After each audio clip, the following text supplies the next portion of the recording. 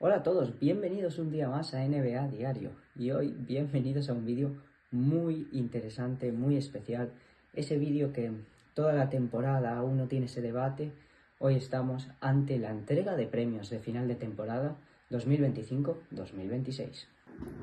Efectivamente, vamos a dar hoy los 6 premios principales que reparte la NBA al final de la temporada, siendo MVP, Defensor del Año, Rookie del Año, Jugador Más Mejorado, Sexto Hombre y Entrenador del Año. No voy a dar premios específicos como el Clutch Player o todos mis equipos All NBA y All Defense, porque si no nos vamos a tirar aquí 3 horas de vídeo, pero sí que vamos a dar estos 6 principales que yo creo que son los más importantes a mencionar. Antes de nada, explicar el formato que va a seguir este vídeo. En primer lugar, daré 5 nominados para cada uno de los premios y al final de esto daré cuál va a ser el ganador. También, muy importante recordar que no estarán algunos jugadores debido a la regla de los 65 partidos que está para casi todos los premios excepto Rookie del Año y Sexto Hombre del Año. Entonces, va a haber jugadores que si no han llegado a 65 partidos no van a poder calificarse para estos premios. Sin embargo, se dará una mención de honor antes de cada premio para aquellos jugadores que no hayan entrado, pero sí que merecen ser reconocidos por la temporada que han hecho. En primer lugar, empezamos con el MVP, y aquí sí que hay jugadores de mención de honor que no han llegado a esos partidos, que yo creo que sí que habría que aplaudir sus temporadas. Entre ellos, para mí, Cade Cunningham, que debido a su lesión por el colapso en uno de sus pulmones, no pudo llegar al límite de partidos, y en especial Luka Doncic, que no ha llegado por un partido y aunque ahora están pendientes de si le dan una excepción debido al nacimiento de su hijo, no sabemos a día de hoy si la va a recibir, entonces he preferido no incluirlo, pero sí que es un jugador que habría entrado seguro en este top 5. Otras menciones de honor que no han entrado en mi ranking pero han tenido grandes temporadas es Donovan Mitchell, que creo que ha tenido una temporada muy sólida en Cleveland, en un equipo que por momentos no ha sido lo que se esperaba, pero que sí que ha dado un gran rendimiento. Y bueno, en primer lugar, mi primer nominado va a ser Kawhi Leonard, de Los Ángeles Clippers.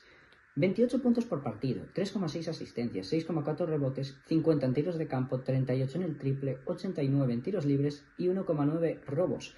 Es el segundo en la NBA en robos por partido después de Dyson Daniels y Ausar Thompson.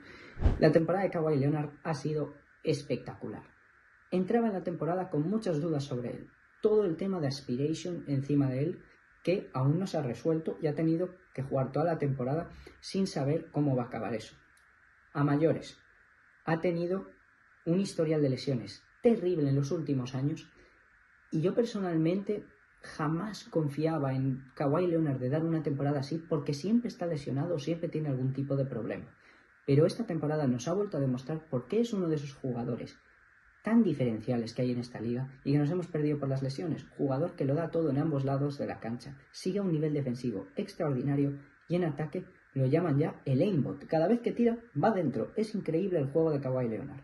Y con unos Clippers que este año empezaron fatal la temporada, a mitad de año se deshicieron de Harden y de Ivica Zubac y llegaron Darius Garland, que ha estado lesionado casi todo el tiempo, Benedict Mathurin y una plantilla que a mí no me convencía nada y aún así ha sido capaz de meter a ese equipo en el play-in principalmente por él. Mi siguiente nominado va a ser Jaylen Brown de los Boston Celtics. ¡Qué temporada de Jaylen Brown! 28,7 puntos, 5 asistencias, 6,9 rebotes, 47, 34 y 79 en sus porcentajes y un robo por partido. Bueno, Jaylen Brown ha dado un salto de gran jugador a superestrella que yo no lo veía venir personalmente. La manera en la que ha sido capaz de asociarse este año con sus compañeros y de hacer mejor a todo lo que hay alrededor en el equipo. Es cierto que mucha gente pone en duda datos de más menos que no siempre le resaltan a él como ser mejor los Celtics cuando él está en cancha, pero yo no me quiero basar en esos datos porque realmente cuando ves los partidos el salto que ha dado Jaylen Brown es verdaderamente espectacular y un equipo que a principio de temporada sin Jason Tatum era su oportunidad de demostrar lo que valía como jugador en esta liga y ha dado ese salto a un nivel MVP que muchos no creíamos y gracias a ello los Boston Celtics han acabado segundos, un equipo que no se les daba como predicción superar el 50%, así que Jaylen Brown, temporada hiper sólida. El siguiente nominado, ya un clásico, Nikola Jokic.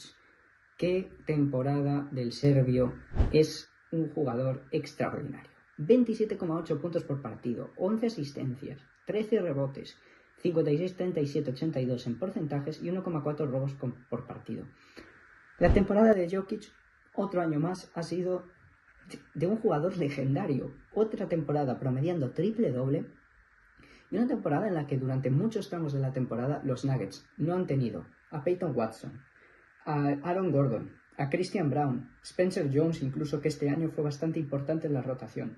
Da igual, Nikola Jokic ha sido capaz de llevar ese equipo a otro nivel y aunque él haya tenido un pequeño tramo de lesión, sí que es cierto que tuvo un pequeño tramo al volver de aquella lesión que no estuvo a su mejor nivel, pero es que tampoco podemos olvidarnos ahora, a final de temporada, los 3 primeros meses de temporada de Nikola Jokic en los que promediaba un triple-doble con 30 puntos.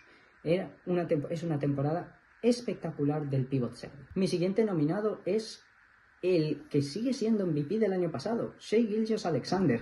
¡Qué temporada del base canadiense de los Thunder! 31 puntos por partido, 6 asistencias, 4 rebotes, 55, 38, 87 y 1,4 robos.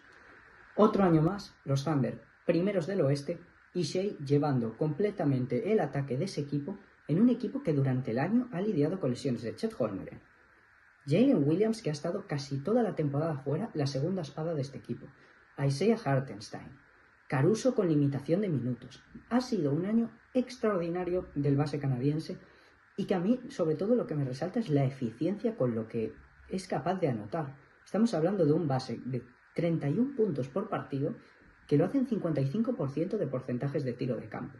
Un base que además su juego es casi todo pull-up desde media distancia, fadeaways y tiros que realmente en esta NBA ya se ven cada vez menos. Pero incluso facetas como el triple, que es por la que no le conocemos, tira un 38% desde el triple. Ha sido una temporada, como él define su vida, en la que dice que en su vida todo es constante. Pues su temporada también. Además, no podemos olvidarnos, ha batido el récord de Wilt Chamberlain de partidos consecutivos de más de 20 puntos. Y por último, tenemos un nuevo nominado que es la primera vez que le vemos en estas conversaciones y parece que viene a quedarse. Victor Wembanyama, el pívot de los San Antonio Spurs. ¿Qué decir del alienígena francés? 25 puntos por partido, 3 asistencias, 11,5 rebotes, 51, 34, 82 y 3 tapones por partido. Obviamente lidera la NBA. Es una gran noticia para mí ver a un jugador que su principal faceta es defensiva en la carrera por el MVP. Casi siempre tenemos jugadores que destacan por su gran talento ofensivo. Y aunque no es por decir que Victor Wembanyama no lo tiene, porque obviamente en ataque es un jugador extraordinario, su principal faceta es cómo cambia todos los planteamientos de un partido porque está él en defensa. Es un jugador de 7-4 que nadie sabe qué hacer contra él, porque si te lo llevas fuera, es capaz de defender en el perímetro. Dentro, tapona todo lo que ve delante. Es una forma de cambiar el juego con un jugador que yo creo que jamás hemos visto en la historia de la NBA.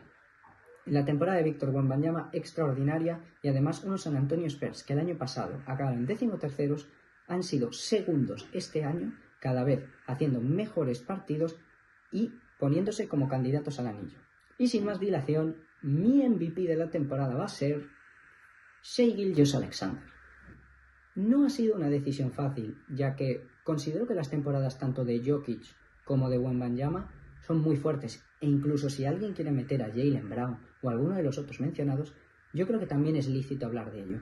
Sin embargo, a mí me pesa mucho que la constancia que Shai tiene en un día a día, de 30 puntos todos los días, un equipo que ha tenido lesiones y aún así se ha conseguido mantener primero durante toda la temporada, y en especial este último tramo de temporada que los San Antonio Spurs les iban mordiendo la oreja, por así decirlo, a 2 partidos casi todo el rato, no han dejado de perder partidos, Shai no ha dejado su nivel y batiendo ese récord de Wilt Chamberlain. Es una temporada histórica de Shai Gilgeous-Alexander que se lleva su segundo MVP consecutivo. El siguiente premio va a ser el Rookie del Año. Un año en el que hemos tenido una camada de rookies espectacular, sobre todo si comparamos con la del año pasado, que dejó bastante que desear. Pero ha sido una clase, esta del draft del 2025, llena de jugadores muy interesantes, muchos que han tenido grandes años y que ha costado escoger 5 que de verdad yo creo que estén al máximo nivel. Menciones de honor van a ser Colin Murray-Boyles de Toronto, que es un jugador que me parece buenísimo, pero que por falta de partidos y por lesión he decidido no incluirle. Trey Johnson de los Washington Wizards, que me parece que ha hecho una temporada muy buena y es un prospect muy interesante, pero me niego a escoger a alguien de Washington.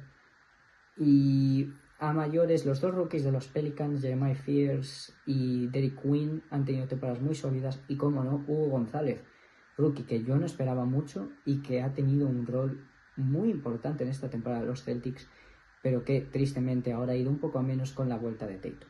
Mi primer nominado va a ser el número 1 del draft, Cooper Flagg. ¿Qué decir de Cooper Flagg? Al final, 21,2 puntos, 4 asistencias, 6,7 rebotes, 46, 29 y 82, 1,2 robos. Una temporada muy sólida de Cooper Flagg, un jugador que tenía mucho hype en su entrada a la liga y que ha sido capaz de jugar al nivel de ese hype. Un jugador que en ambos lados de la pista, ataque y defensa, tiene un talento extraordinario, un físico privilegiado y una inteligencia en el juego que es muy poco normal en un rookie. Además, esta última tanda de partidos que ha tenido al final de 50 puntos y 40 puntos, a mí me lo va a tener que explicar. Porque el tío, yo creo que vio los rankings del rookie del año, vio que no se lo daban a él, claro, y dijo, vale, toma, 40, 50 y tantos puntos, temporada espectacular. Yo creo que además sus estadísticas y su impacto en la temporada podría haber sido incluso mejor si al principio de la temporada Jason Kidd no lo hubiese puesto a jugar de base. Pero bueno, cosas que han pasado en Dallas. Además, que ha sido una temporada difícil con el traspaso de Anthony Davis y también que Kyrie Irving no ha vuelto a jugar en esta temporada. Así que, la verdad, temporadas rookie muy sólida del número 1 del draft. Mi siguiente nominado va a ser Dylan Harper, el número 2 del draft y base de los San Antonio Spurs. Jugador que no ha tenido un rol titular en toda la temporada, pero sí que ha tenido un rol muy importante desde el banquillo para un equipo que ha acabado en 60 victorias. 12 puntos por partido, 4 asistencias, 3,4 rebotes, 50, 34, 75 y 0,8 robos. Me ha gustado mucho Dylan Harper, creo que es un jugador que va a tener una carrera espectacular de NBA y que no tiene mejores números ni mayor impacto porque juega en un equipo que va segundo en el este y que por delante tiene a De'Aaron Fox y a Stephon Castle. Que madre mía, ya me dirás tú la competencia. Pero lo que ha demostrado es de un jugador también muy bueno, bastante inteligente para ser un rookie, que no ha cometido tantos errores. Y a mí me fascina lo bueno que es finalizando alrededor del aro. Cada vez que veo a Dylan Harper entrar a canasta, con la finura con la que acaba, las bandejas y entre contacto y tal, a mí es un jugador que me tiene alucinado. Así que temporada muy buena y otra vez que San Antonio en el draft acierta en el jugador exacto. El siguiente nominado va a ser Con Knippel de los Charlotte Hornets. ¡Qué temporada del jugador salido de Duke! 18,6 puntos, 3,4 asistencias, 5,3 rebotes, 47, 42 y 86.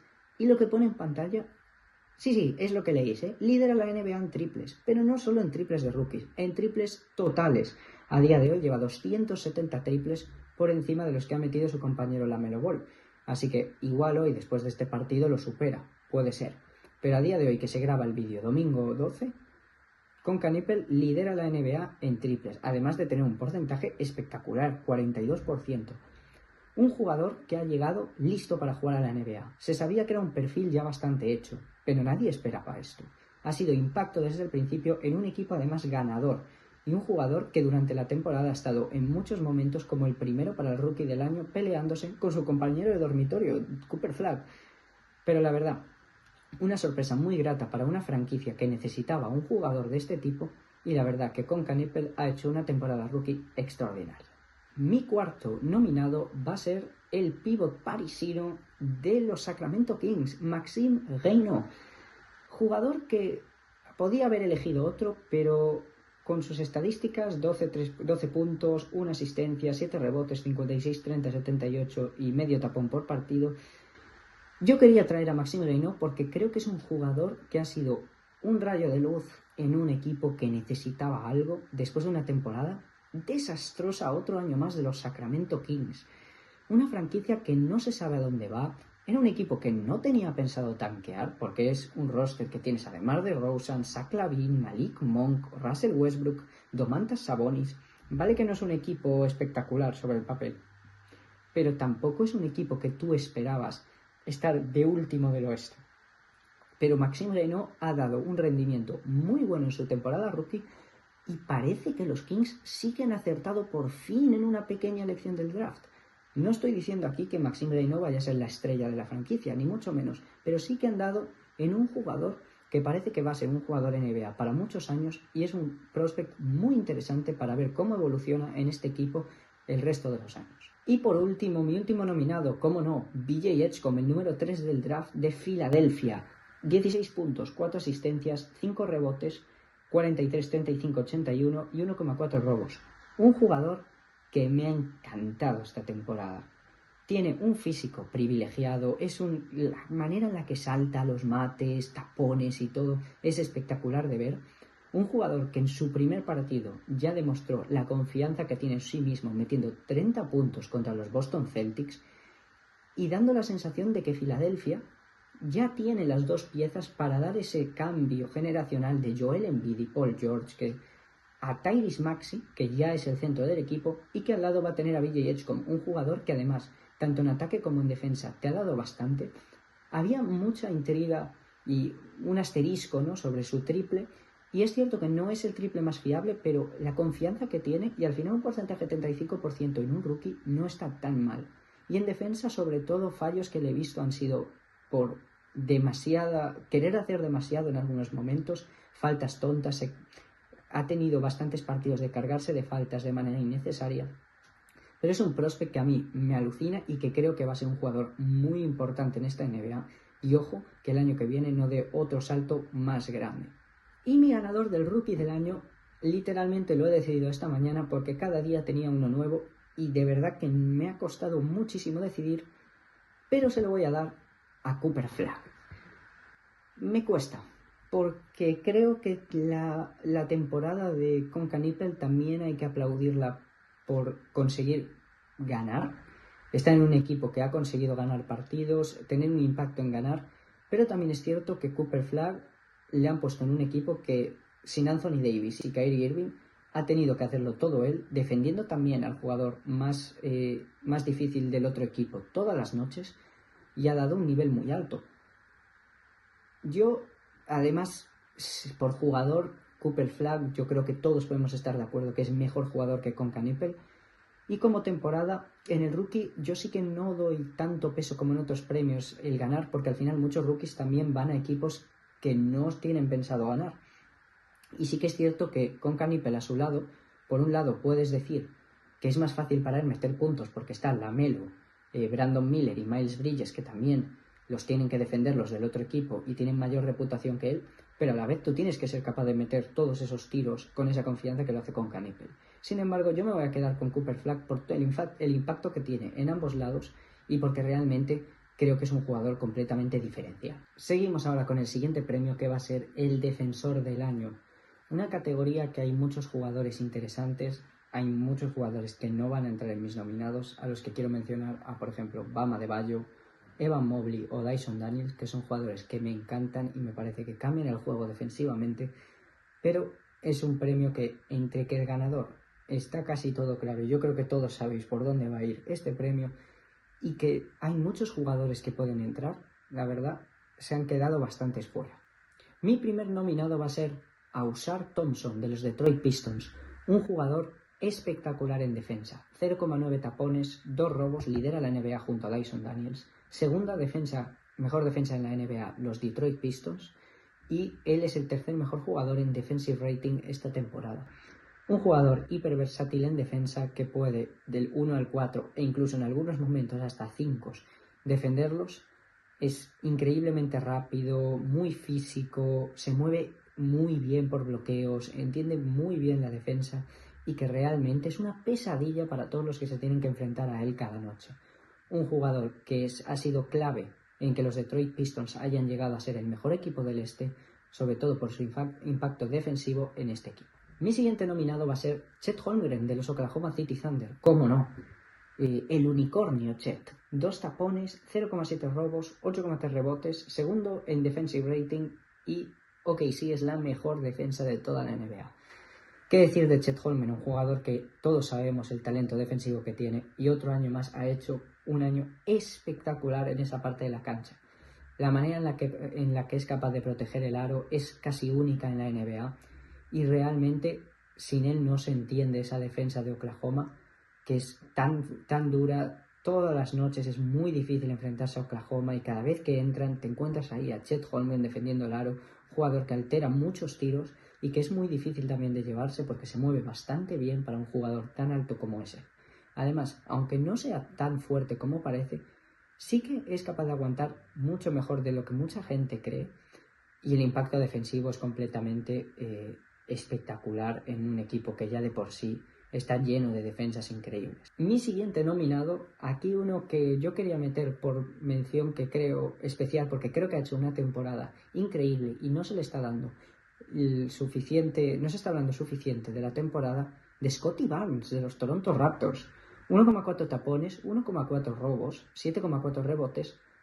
Tiene más de 100 robos y 100 tapones en una temporada, que es algo que no se ha hecho casi en la historia de la NBA, y es parte de la quinta mejor defensa de la NBA. Un equipo de Toronto que ha conseguido unos resultados muy buenos por una defensa fuerte y que no se podría entender sin Scottie Barnes.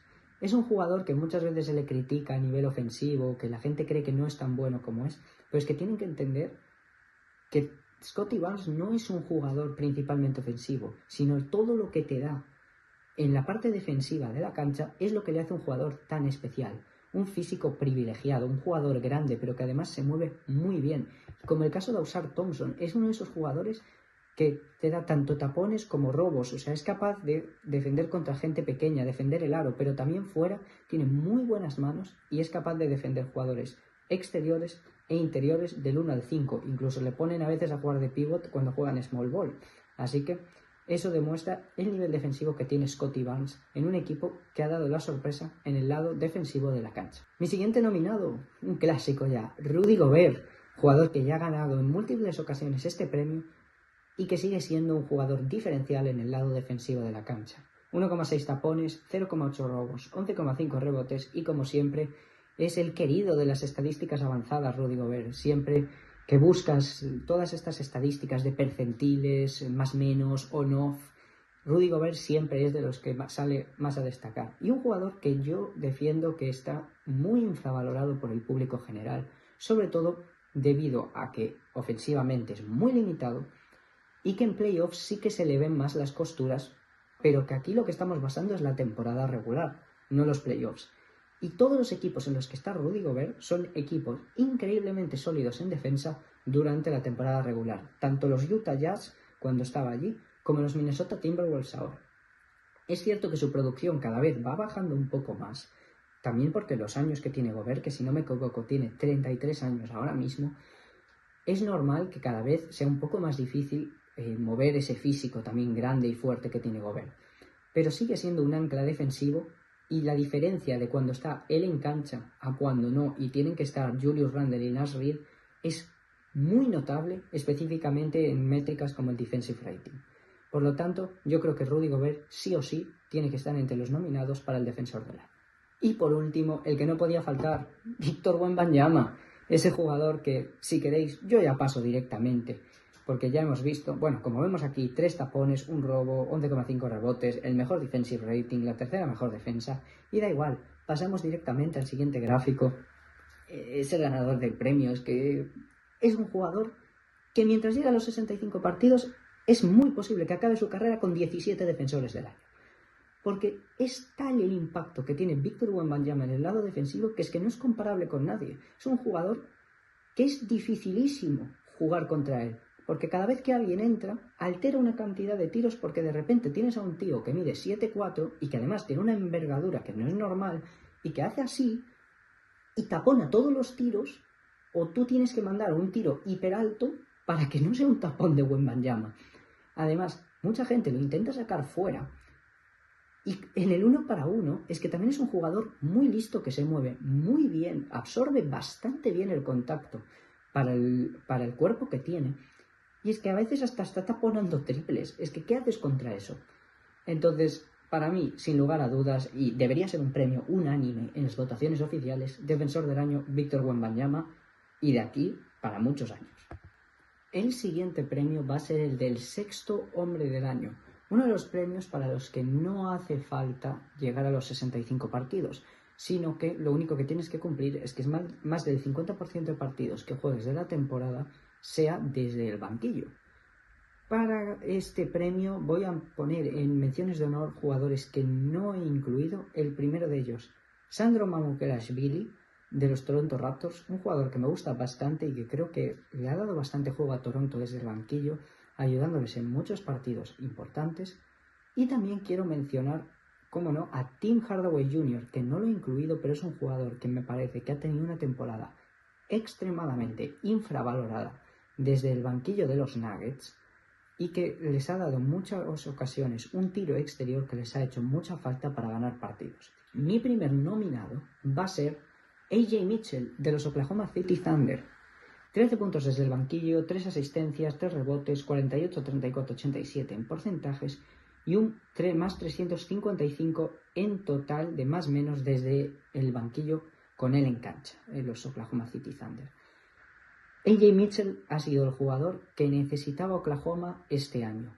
Desde el banquillo les ha ofrecido un manejo de balón y una anotación distinta a Shea, que con la lesión de Jalen Williams era extremadamente importante. Los minutos de AJ Mitchell eran aquellos momentos en los que Shea no tenía que tener todo el rato el balón en sus manos y Oklahoma tenía un creador, un generador de tiros distinto que les daba algo único. Es un jugador que cuando sale ataca al aro y va por sus puntos, mete triples. Jugador, en mi opinión, que ya el año pasado había demostrado esos pequeños flashes de que tenía cosas en el ataque que podían ser importantes y este año se ha consolidado en la rotación de los Thunder como una pieza muy importante para este equipo. El siguiente nominado va a ser Jaime Jaquez Jr. de los Miami Heat. 15 puntos, 4 asistencias, 5 rebotes, 50, 31, 77 y primero en anotación de toda la NBA desde el banquillo. Un jugador que ha tenido una temporada extraordinaria en un equipo de Miami que con este cambio de sistema a un juego más asociativo, más rápido, de más transiciones, de mucho movimiento, a Jaime Jaquez le ha venido espectacular. Un jugador que hace unos años, en su año rookie, había dado muy buenas sensaciones, pero que se había caído un poco en estos últimos. Y este año fue todo lo que necesitaba para volver a mostrarse como un jugador muy interesante en la liga. Un jugador que es increíblemente bueno en esto que hace Miami, en esas transiciones, en tomar buenas decisiones en ataque, atacar el aro, poner presión. Un jugador que además se ha notado mucho, ha tenido muchos minutos desde el banquillo y ha sido muy importante para Miami. Para mí, Jaime Jaquez, una temporada espectacular en un equipo que no ha dado tanto de sí, pero que realmente ha encontrado jugadores que sí que para este sistema les dan mucho. Mi siguiente nominado va a ser Keldon Johnson de los San Antonio Spurs. 13 puntos, 1 asistencia, 5 rebotes, 52, 36, 79 en porcentajes y más 307 en total cuando él está en cancha.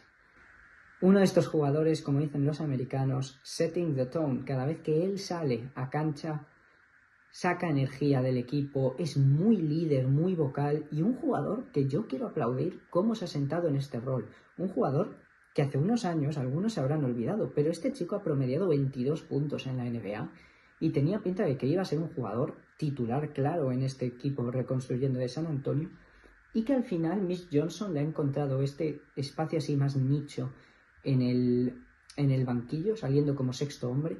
Y la verdad que ha sido muy importante. En muchos partidos que se les atascaba o que no había tanta generación ofensiva, él ha salido, ha metido 20 puntos. Además es un jugador muy físico y lo que digo, un jugador que tiene mucha energía, lidera mucho con el ejemplo que él da en cancha. Sale, juega con pasión, se queja con los árbitros.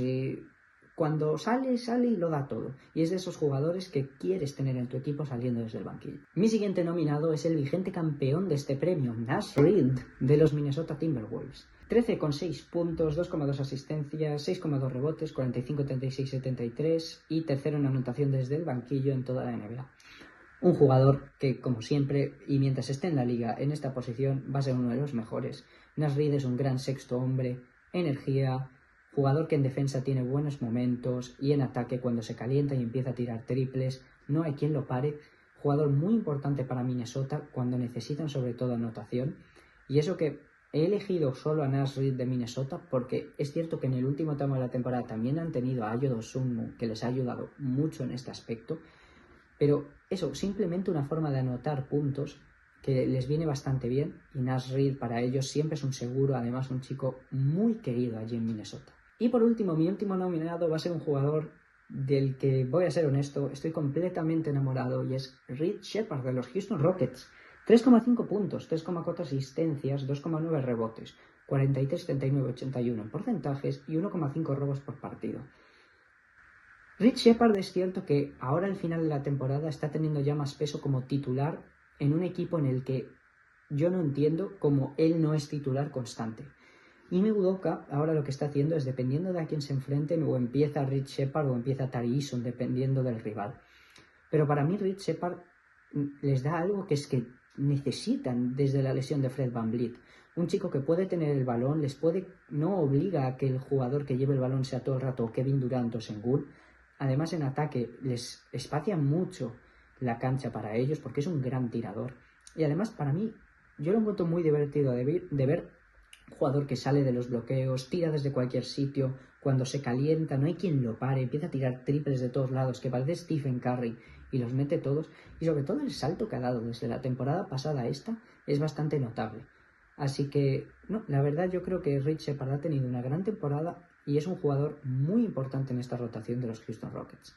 Y dicho todo esto, mi sexto hombre del año va a ser Keldon Johnson, de los San Antonio Spurs.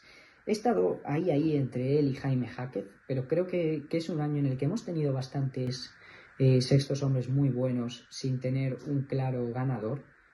Y realmente la temporada de Keldon Johnson ha sido muy fuerte, muy importante para el récord que ha tenido de 60 victorias San Antonio, un líder en la cancha y en el vestuario. Y yo por eso, yo creo que aquí le he dado más a Keldon Johnson por el factor ganador que a Jaime Hackett. Pero bueno, también es un premio que yo creo que podría haber ido a ambos lados. El siguiente premio va a ser el entrenador del año. Un puesto que también, la verdad, está bastante competido entre distintos entrenadores de la liga. Mención de honor, voy a dar esa primera mención de honor a Quinn Snyder, el entrenador de los Atlanta Hawks, que creo que ha ido de menos a más durante esta temporada y que ha acabado teniendo una temporada bastante sólida. Y también una mención de honor a Jordan Ott, el entrenador de Phoenix Suns, que yo creo que ha hecho una temporada espectacular en Phoenix, un equipo que no tenía muchas aspiraciones y que los ha metido en el play-in compitiendo bastante bien toda la temporada regular. Mi primer nominado va a ser Charles Lee de los Charlotte Hornets, un entrenador que yo quería incluir sí o sí en este vídeo. Creo que ha hecho una labor excepcional en Charlotte y, como podéis ver, el año pasado Charlotte quedó 14º en la conferencia este, 19 victorias, 63 derrotas, y ha pasado este año a 43 victorias, 38 derrotas, actualmente noveno, dependiendo de cómo queden los partidos de esta noche. Se le daba como predicción de 27 victorias y media a Charlotte al principio de la temporada y son el quinto mejor ataque y la 13ª mejor defensa de la NBA. Para mí tiene mucho mérito la labor que ha hecho Charles Lee con un equipo que hace unos años estaba bastante vendido y que no se sabía muy bien el futuro de esta franquicia. El futuro de LaMelo siempre estaba así un poco en el aire y no se le veía dar esos primeros pasos. Un equipo que siempre ha sido además muy divertido de ver. Entre un equipo que juega tan bien en ataque, LaMelo es un jugador muy divertido de ver y además si te ponen las retransmisiones de los Hornets con Eric Collins retransmitiendo los partidos y comentándolos, ya es la mejor experiencia que hay en todo el League Pass. Pero este año además eso se ha traducido a victorias, a un equipo que realmente compite noche a noche y le planta cara a equipos bastante grandes. Sobre todo también darle mucho crédito por ser capaz de crear un sistema en el que todos tienen un rol bastante importante. 4 jugadores ofensivos tan buenos como Bridges, LaMelo, Miller y Canipel son capaces de repartirse los tiros y además Musa Diabate ha hecho una gran labor Charles Lee llevando a estos Charlotte Hornets a la relevancia otra vez. Mi siguiente nominado va a ser JB Bickerstaff, entrenador de los Detroit Pistons. ¡Qué trabajo de JB Bickerstaff esta temporada! El año pasado 44 victorias, 38 derrotas, sextos en el este año 59 victorias, 22 derrotas, si ganan hoy 60 victorias. Detroit es la segunda mejor defensa y el 10º mejor ataque de la NBA y es ya la tercera mejor temporada por porcentaje de victorias de la historia de los Detroit Pistons. Qué trabajo por parte de JB Bickerstaff de encontrar una gran rotación, un equipo increíblemente sólido en defensa, que han competido a un nivel excepcional toda la temporada y que aún en momentos de temporada sin Cade Cunningham, su mayor estrella, han conseguido sacar adelante muchísimos partidos, ganar y tener un récord increíble incluso sin él. Jugadores como Dennis Jenkins, que nadie sabía quién era y de repente este año ha tenido un rol muy importante en este equipo. El salto de Jalen Duren, Duncan Robinson, que ha estado muy bien en ese equipo. Me parece que JB Bickerstaff ha creado una cultura muy importante y muy interesante en Detroit y ha vuelto a hacer de un equipo que ya el año pasado asentó una base, este año ha sido capaz de construir sobre esa base y asentar a Detroit como uno de los candidatos en la conferencia este. El siguiente nominado va a ser Joe Mazzulla, entrenador de los Boston Celtics. Sí, señor, qué temporada de Joe Mazzulla. La predicción a principio de temporada era de 41 victorias y media. Os pongo en situación, porque acordaos que a principio de esta temporada Jason Tatum se había roto el Aquiles y se creía que no iba a estar en toda la temporada. Los Boston Celtics se deshacen de Porzingis, de Jrue Holiday, de Al Horford y de mucha parte de su rotación, ya que no tenían pensado que fuese a ser un año de competir y para así ahorrarse dinero en impuestos y en aprons.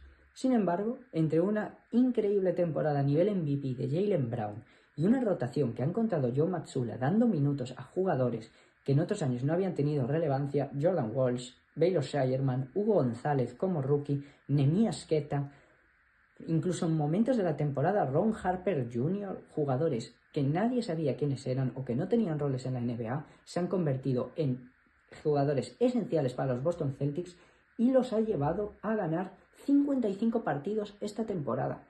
Son la cuarta mejor defensa de la NBA y el segundo mejor ataque. El trabajo de Joe Mazzulla, además, creo que hay que destacar cómo ha sido capaz de corregir errores que tenía este equipo en anteriores años. Boston era un equipo con graves problemas en el rebote y este año, desde el primer día, Joe Mazzulla le dio suma importancia a que todos los del equipo diesen todo el esfuerzo posible sobre la cancha y mucho énfasis en los rebotes. Si no reboteabas, te ibas al banquillo y se ha visto en una mejora increíble del nivel de estos Boston Celtics. El siguiente nominado que voy a traer es Mark Daigneault, un entrenador que yo no estoy viendo a la gente mencionar en esta conversación y me parece que tiene que estar sí o sí. El año pasado, 68 victorias, 14 derrotas los Thunder. Este año llevan otra vez 64 victorias y puede que ganen 65. Ya es, después del año pasado, la segunda mejor temporada de la historia de Oklahoma, contando los años de Seattle. Primera defensa y el séptimo ataque en la NBA. Mark Daigneault ha hecho un trabajo extraordinario este año manejando este equipo, tanto haciendo frente a problemas como las lesiones de Jalen Williams y de jugadores de Chet Holmgren, Isaiah Hartenstein, A.J. Mitchell por momentos. Ha sido capaz de sobreponerse a todo esto y saber a quién poner en cancha. Le ha dado importancia a Cason Wallace cuando hacía falta y Cason Wallace hubo unos partidos que estaban metiendo 20 puntos todos los partidos. Le ha dado la importancia a A.J. Mitchell y ha cumplido con ese rol. Ha sabido manejar muy bien los minutos de Caruso, que cuidado que no vaya a ser ahora un factor clave en estos playoffs, lo bien que lo ha llevado esta temporada. Creo que Mark Daigneault ha llevado a la perfección a estos Thunder otra vez más, incluso bajo la presión de San Antonio estos últimos meses, a ser primeros del oeste otra vez y seguir siendo candidatos sin lugar a duda al título. Y por último, no podía faltar en los nominados Mitch Johnson, el entrenador de los San Antonio Spurs, que coge el relevo de Greg Popovich y de un año pasado de 34 victorias, 48 derrotas y 13º ha llevado a los San Antonio Spurs a 62 victorias, 19 derrotas. Tercera mejor temporada de la historia de la franquicia. Tercera mejor defensa, cuarto mejor ataque. Y yo aquí le quiero dar mucha importancia a la gestión que ha hecho de este equipo Mitch Johnson durante toda la temporada. Cómo ha dado oportunidades a Dylan Harper, que ya lo ha incluido en la rotación. Ahora a final de temporada, al rookie Carter Bryant, un jugador interesante que ha sabido meter en la rotación. cómo ha manejado los minutos de Wembanyama. Wembanyama no ha jugado, ha promediado más de 30 minutos esta temporada. Y todo para tenerlo en el mejor estado posible ahora que llegan los playoffs. También le doy mucho mérito de cómo ha planteado partidos muy difíciles. Un equipo que se creía que iba a dar un salto este año, pero todo el mundo le ponía la pega de que seguían siendo muy jóvenes. Pues este año Mitch Johnson se ha plantado con su equipo haciendo planteamientos increíbles contra equipos como Oklahoma City. Acordaos en Navidades, cuando San Antonio le ganó todas esas veces seguidas a Oklahoma, ese golpe sobre la mesa que dieron diciendo no, nosotros no somos este equipo joven que no aspira a nada. Nosotros este año ya estamos aquí. Y para mí tiene mucho mérito esta temporada que ha hecho Mitch Johnson con los San Antonio Spurs. Pero mi entrenador del año 2025-2026 va a ser Joe Mazzulla. A pesar de que hay muchos buenos entrenadores este año y que de verdad se podría haber llevado Mitch Johnson o JB Bickerstaff, creo, yo quiero valorar este trabajo que ha hecho Joe Mazzulla con unos Celtics que nadie ponía en este nivel, y no solo los ha metido en playoffs, no solo los ha puesto segundos del este, sino que a día de hoy la gente los pone como el favorito a ganar el este y hacer frente en las finales de la NBA a ya sea Oklahoma, San Antonio, Denver o el que salga del oeste. Un mérito tremendo la temporada de los Boston Celtics, y todo gracias a Joe Mazzulla. Vamos con el último premio del día de hoy, el jugador más mejorado de la temporada 25-26. Vamos con mi primer nominado para este premio, que va a ser Deni Avdija, de los Portland Trail Blazers. El año pasado, Deni Avdija promedió 16,9 puntos, 3,9 asistencias y 7,3 rebotes, y este año ha pasado a 24,2, 6,6, 6,9.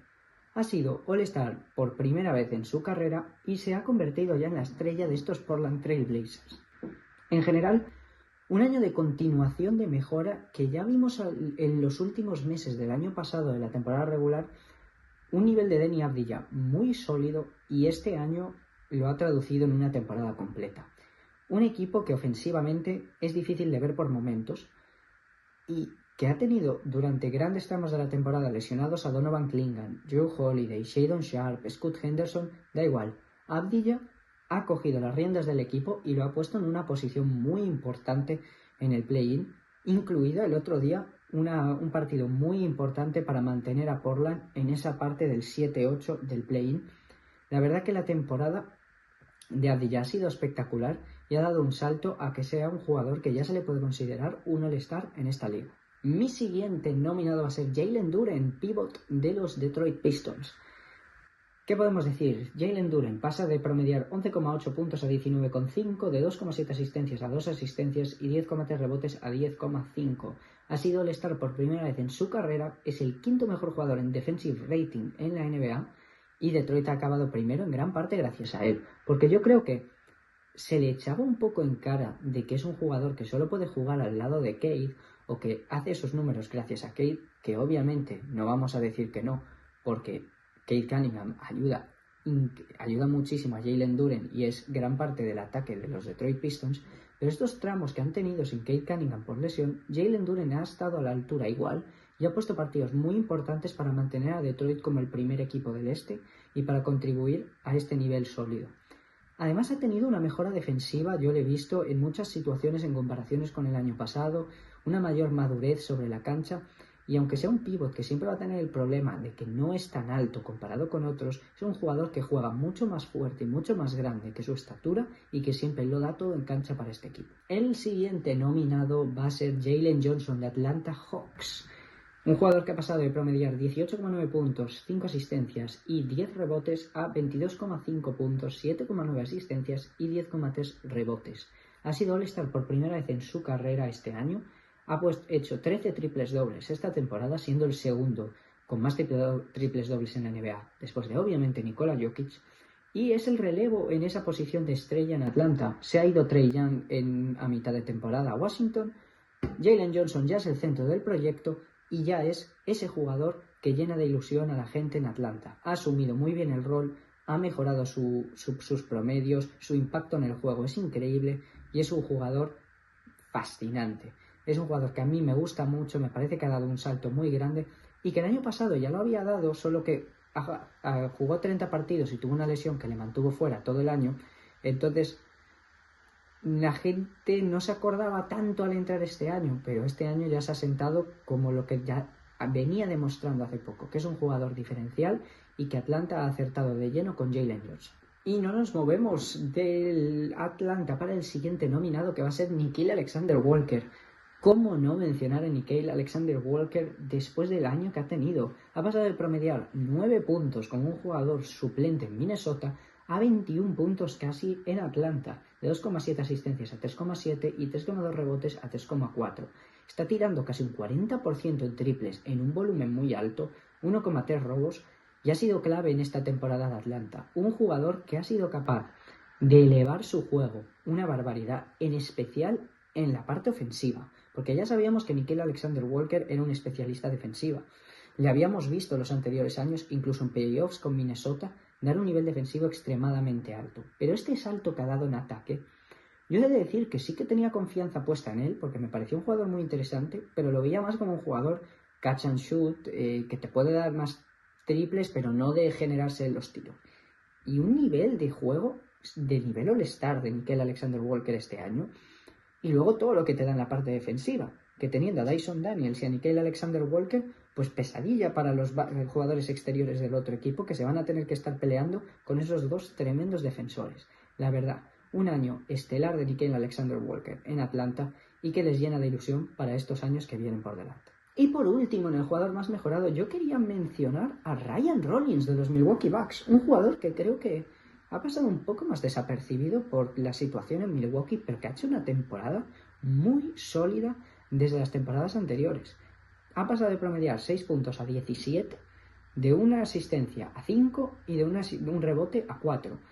Está tirando un 40% en el triple en Milwaukee y promediando un robo y medio por partido. Después de toda la temporada que han tenido los Bucks, con todo lo de Giannis, el fichaje de Miles Turner que no ha funcionado, ahora lo de Cam Thomas, es una temporada horrorosa en Milwaukee, pero ha salido al menos Ryan Rollins como un asset, ¿no?, que tienen ahora, al menos, que parece que tiene algo de valor, un chico que ha hecho una muy buena temporada, me ha gustado mucho su faceta ofensiva. Y creo que es un jugador que Milwaukee tiene que aprovechar ahora que va a reconstruir para poder aumentar su valor y ver si es una pieza que quiere mantener o igual moverla en algún movimiento y sacar rondas por él, porque yo creo que es un jugador que puede ser muy interesante para algunos equipos. Y aquí mi ganador del jugador más mejorado de esta temporada es Nickeil Alexander-Walker. A pesar de que ha habido otros jugadores que han tenido grandes temporadas, yo creo que para este premio el salto que ha dado Nickeil Alexander-Walker ha sido muy importante, muy grande, y es exactamente el tipo de salto que a mí me gusta premiar en estos premios. Un jugador que ha pasado de un jugador de rol a ser un jugador extremadamente importante en una rotación y que nos ha demostrado cosas que no sabíamos o no creíamos que iba a poder hacer. Pues nada, eso ha sido todo por hoy. Muchas gracias por haber visto el vídeo.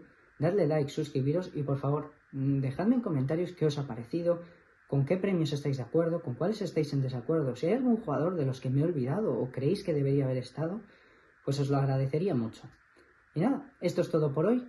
Nos vemos en el siguiente vídeo. Muchas gracias. Chao.